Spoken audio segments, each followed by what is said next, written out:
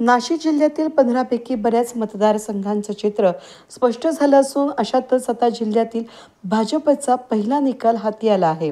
नाशिक पश्चिममधून सीमा हिरे सलग तिसऱ्यांदा विजयी झाल्या आहेत. नाशिक पश्चिम विधानसभा मतदारसंघाची मतमोजणी सकाळी 8 वाजता अश्विन नगर संभाजी स्टेडियम या ठिकाणी मोठ्या कडेकोट पोलीस बंदोबस्तात सुरू झाली.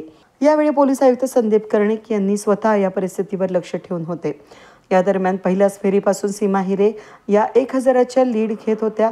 अखेरच्या फेरीपर्यंत ती टिकवत तब्बल 68,177 मतांनी विजय मिळवला असून यावेळी निवडणूक निर्णय अधिकारी शुभांगी भारते यांनी सीमा हिरे यांना विजयी घोषित केलं.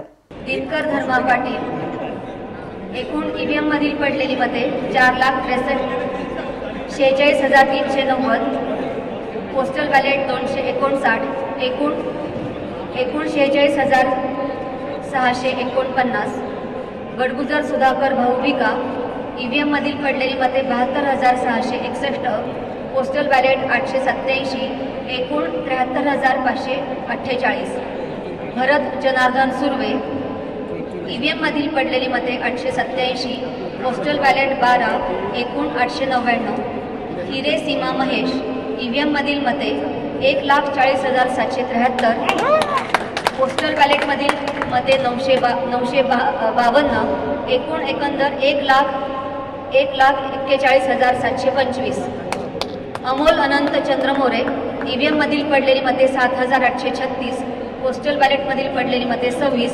एकूण 7,862, आस्वारे सतीश लहू ईव्हीएम मधील पडलेली मते 468, पोस्टल बॅलेट मधील पडलेले मत 1, एकूण 469, दशरथ धर्माजी पाटील ईव्हीएम मधील पडलेली मते 1,316, पोस्टल बॅलेट 16, एकूण 1,332, शिवाजी 2,72,439,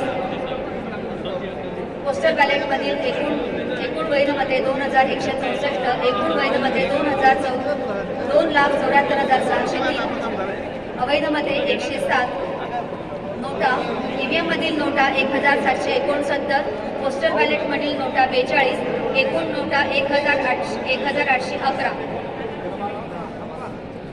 टेंडर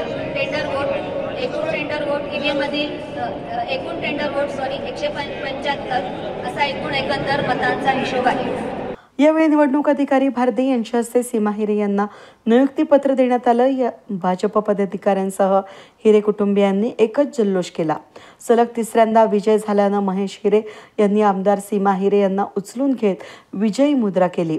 दरम्यान महायुतीचे पदाधिकारी जनता यांनी विश्वास दाखवल्याबद्दल सीमा हिरे यांनी आभार व्यक्त करत राज्य सरकारनं गेल्या 2.5 वर्षांमध्ये राबवलेल्या योजनांमुळेच विजयाचा मार्ग सुकर झाला असून संधीचं सोनं करणार असल्याचा विश्वास आमदार सीमा हिरे यांनी यावेळी बोलून दाखवलाय. नाशिक पश्चिम मधील सर्व जनतेचे, सर्व नागरिकांचे, लोकप्रतिनिधी, महायुतीचे सर्व कार्यकर्ते, पदाधिकारी सगळ्यांचं मी खूप मनापासून आभार मानते की तिसऱ्यांदा त्यांनी माझ्यावर विश्वास टाकलेला आहे. या 2.5 वर्षाच्या कालखंडात महायुतीने अनेक महत्वाचे निर्णय घेतले आणि ते निर्णय जनतेला अत्यंत आवडलेले आहेत. जर लाडकी बहीण बघितली, उच्च शिक्षण बघितलं, बसचा प्रवास बघितला मोफत, आणि त्याचबरोबर युवकांसाठी हे सगळे जे निर्णय महायुती सरकारने घेतले ते जनतेने अक्षरशः डोक्यावर घेतले. तुम्ही बघितलं असेल, मतदानाला मोठ्या प्रमाणात लाईन लावून यावेळेस मतदानाचा टक्का सुद्धा वाढलेला होता आणि त्यामुळे सगळ्या मतदारांचं मी खूप मनापासून आभार मानते की त्यांनी मला पुन्हा संधी दिली आहे आणि पुन्हा एकदा निवडून दिलं, त्याबद्दल त्यांचं मनापासून आभार मानते. या संधीचं मी सोनं केल्याशिवाय राहणार नाही. यावेळेसचा लीड अत्यंत चांगला मिळालेला आहे. खरं तर प्रत्येक निवडणूक ही वेगळी असते, वेगवेगळे उमेदवार असतात किंवा वेगळी प्रक्रिया असते. त्यामुळे या निवडणुकीत जे काय आपलं काम होतं, 10 वर्षाचं विकास काम असतील आणि सगळ्यांनी झटून केलेली मेहनत असेल, यामुळे मला वाटतं यावेळेस चांगला असा लीड मिळालेला.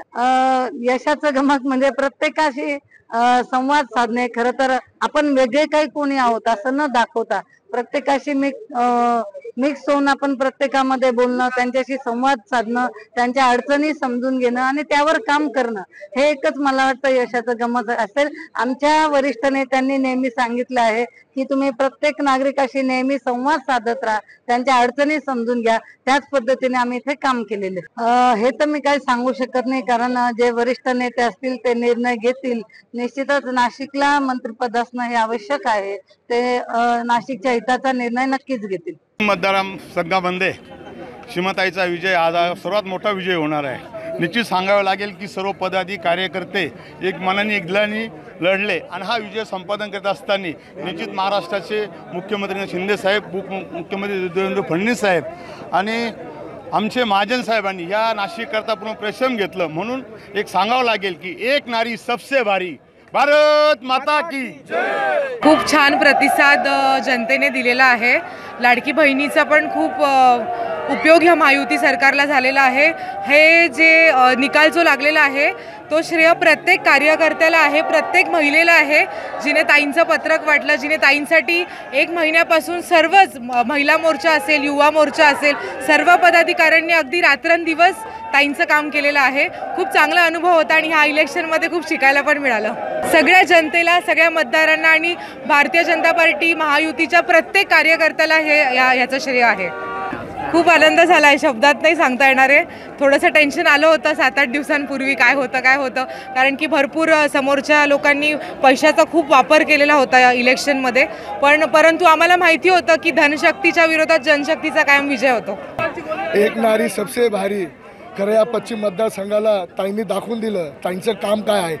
आज थोड्या मोठ्या दिक्क्याने नाही तर आत्ता तुम्ही बघितलं असेल तर 50,000चं लीड आत्तापर्यंत झालेलं आहे आणि पूर्ण मतमोजणी झाली तर निश्चित आम्हाला त्या मतमोजणीतून आम्हाला कळेल का 70 ते 80 हजारांनी सीमाताई भरघोस मतांनी विजय होणार आहे.